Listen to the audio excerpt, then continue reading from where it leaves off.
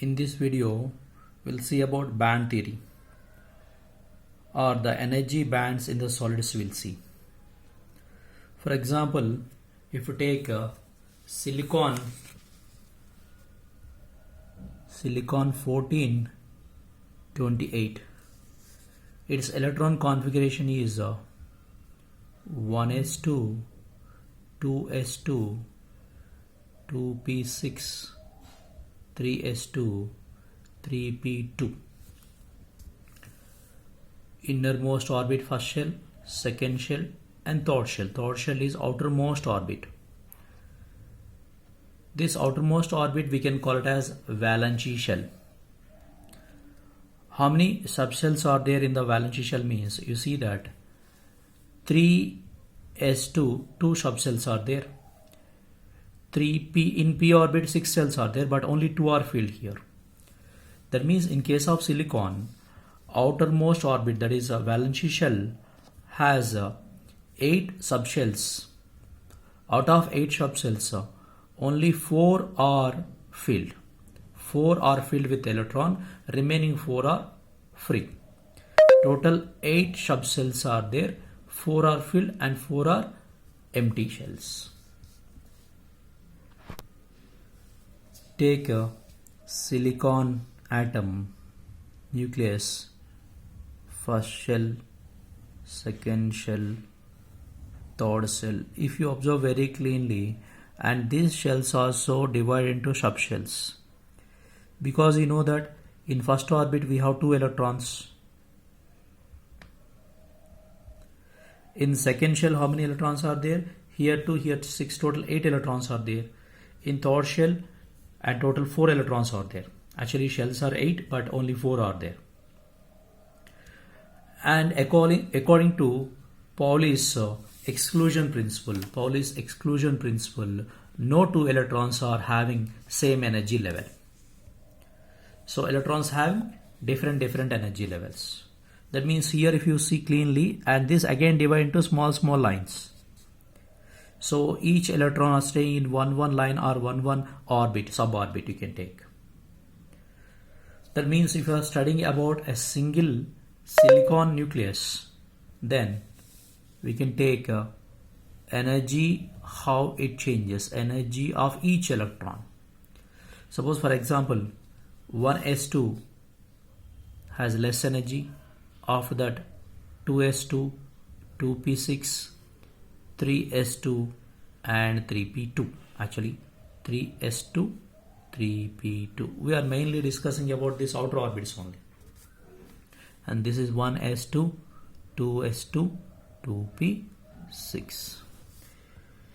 So different energy levels are there here. Suppose if you take a single silicon atom and the energy levels are discrete, separately we can observe these lines. So see here in this figure, and the energy, and these are the energy levels of each electron. Suppose here 2 electrons are there and another line is there very close to this. Here 6 are there, so 6 lines are there very close to this. Below or above this 6 lines must be there. So discrete lines, it shows the energy of each electron shows with a different lines, the discrete lines here. When the distance between 2 atoms is high, nothing but the influence of one atom is not for another atom, then the lines of energy lines belongs to one atom are like this, they arrange separately we can observe. Suppose what happen if 2 atoms come closer. For example, take silicon and here first orbit, second and third orbit. Here silicon, first orbit, second and third orbit. When they are having a sufficient gap, there is no interference of the orbits here. Suppose if they come very closer, what happen? First this orbit, that is third orbit is interfere.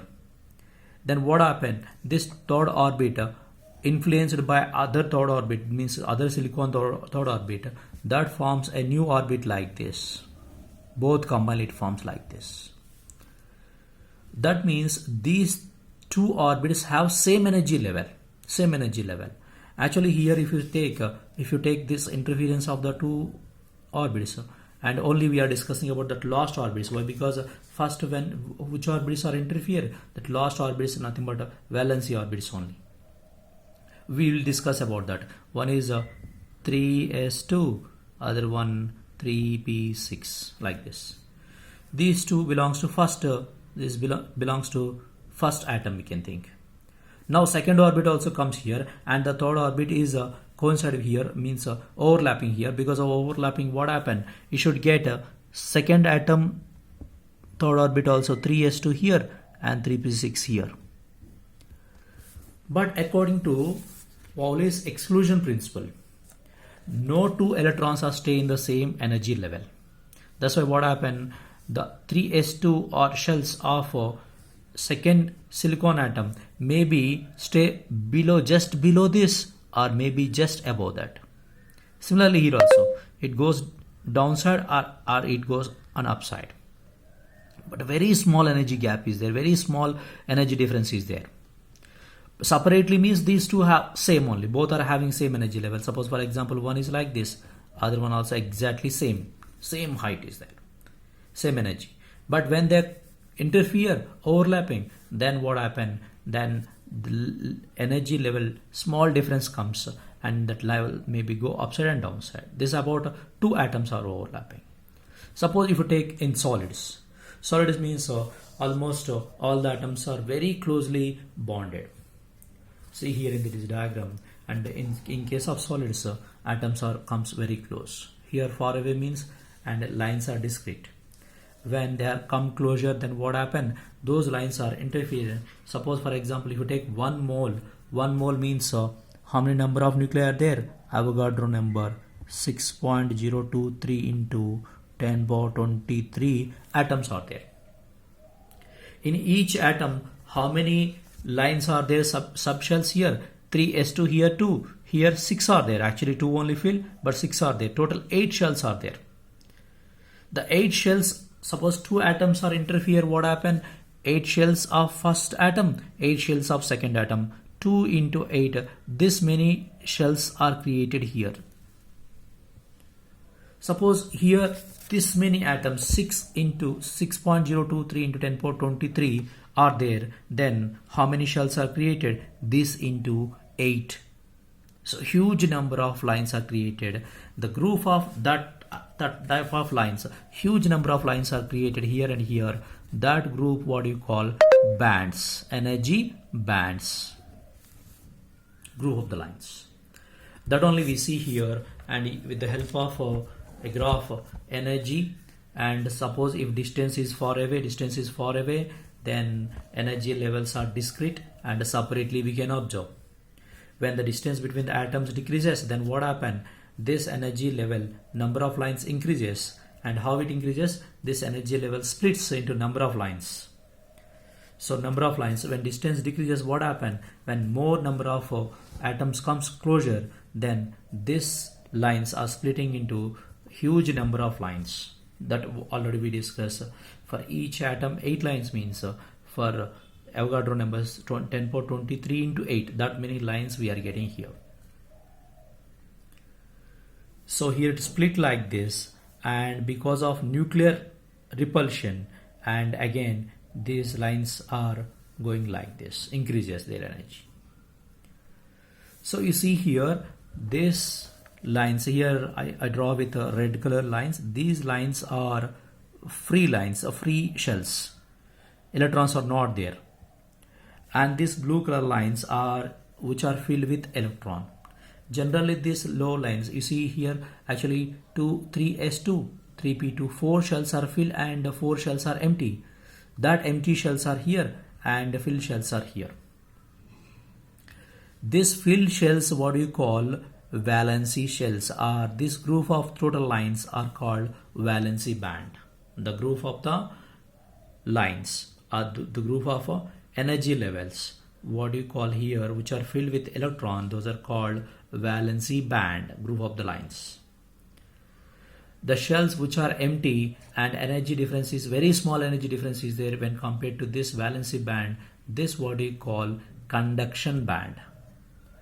Why they call conduction band means when electron by absorbing a small energy, this electron jumps into these levels, higher levels, and from here onwards it will be participate in electrical flow.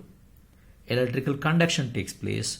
So that's why these empty bands are called conduction bands. There is a region between this valency band and conduction band, that what we call Farbedian energy gap. This region, that is Farbedian energy gap. What is Farbedian energy gap means? Either electrons stay here, or by absorbing energy it can go to conduction band, but it won't stay between these 2 points. Where the probability of electron is 0, staying electron is 0, that what we call Farbedian energy gap. Either it stay here if energy is not there, if it gains energy it can goes to this conduction band. It won't stay here. And here they gave a diagram, and conduction band and valency band. As a conduction band and valency band, the gap between those two what we call Farbedian energy gap. Suppose energy is not there for electron, they are staying in valency band. If they gain energy, what happens? They jumps into conduction band. Here it will be exchange between the atoms easily. Why? Because you see that, and atoms are overlap and electron will be easily exchanged. Why? Because you see it forms a common band like this.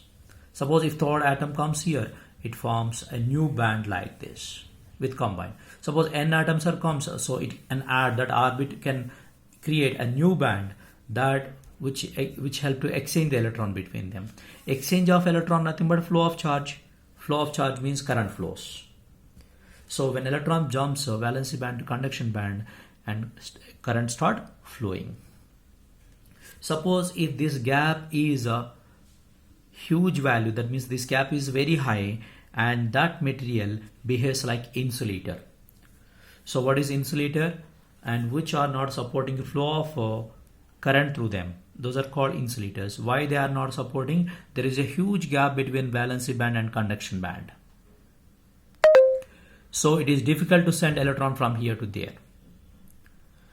Suppose if you take semiconductors, which are allows current partially allows and partially blocks. That means they have a gap, but very small gap is there. That means not like insulators. For semiconductors, this gap is a little less. And third category is there conductors. Conductors means there is no gap between and valency band and conduction band. There is no Farbedian energy gap. Almost these two are overlap. This band also comes and overlap with this. In that case, what is energy required for electron? No need of any energy. Why? Because that only conduction band, that only valency band. So not required energy. That's why in case of conductors, we can send current easily through them because no energy gap. No need of energy to jump electron from valency band to conduction band.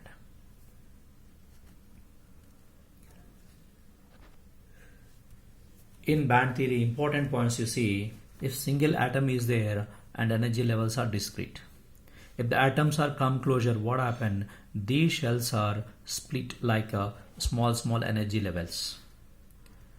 And these levels are overlap and they are forming conduction band, valency band, conduction band and the Farbedian energy gap. Conduction band is completely filled with electrons and this is completely empty. By gaining energy, they are jumped from valency band to conduction band. Huge gap is there between conduction band and valency band. Those are insulators. Small gap is there. You can say semiconductors. And there is no gap or both are overlap. Those are called conductors.